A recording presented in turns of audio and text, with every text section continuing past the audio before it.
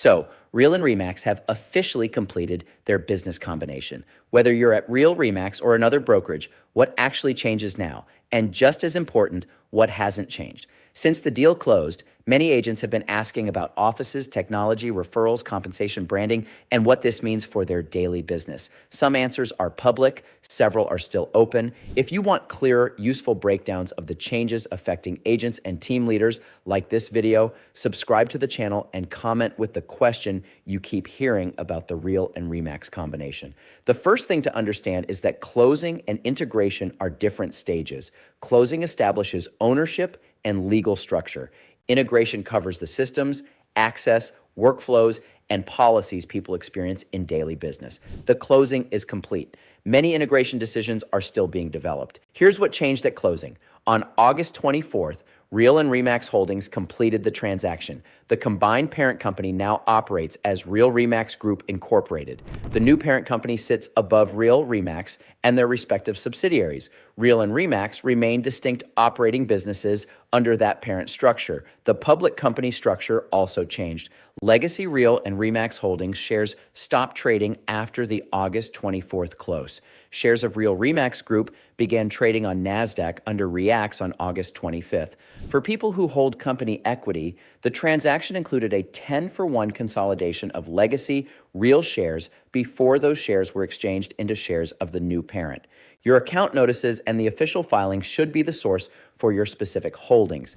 Leadership of the parent company is now in place. Tamir Poleg serves as Chief Executive Officer, and Jenna Rosenblatt serves as President.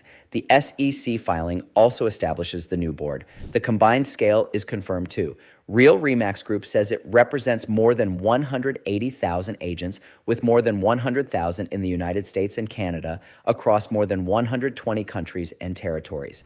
Those numbers describe the reach of the parent company. They do not create automatic access to every office, referral channel, lead source, or technology platform across both businesses.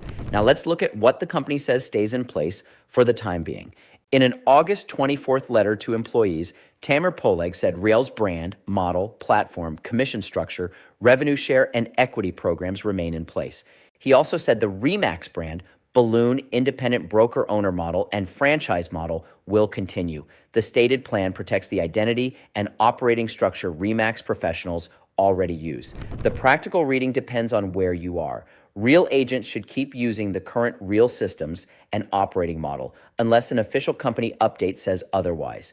Remax professionals should continue following their current brokerage and franchise guidance.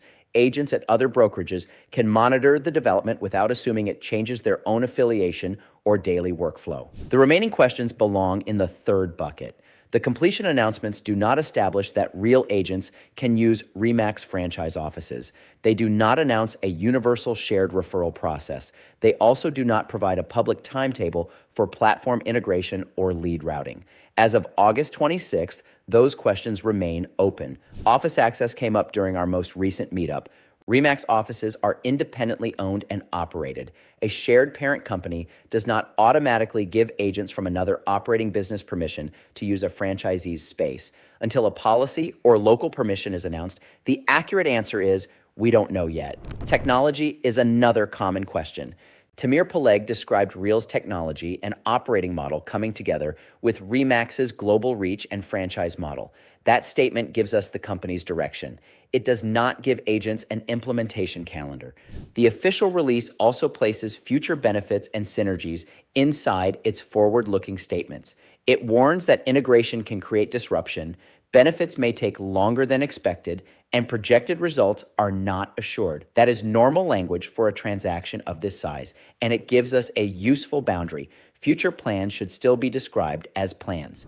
When someone asks whether a specific Remax system will move to Real's platform, whether leads will be shared, or whether the global footprint changes a client workflow tomorrow, separate the stated direction from the operating details. The direction has been announced. The implementation details are still pending. There's also a people question.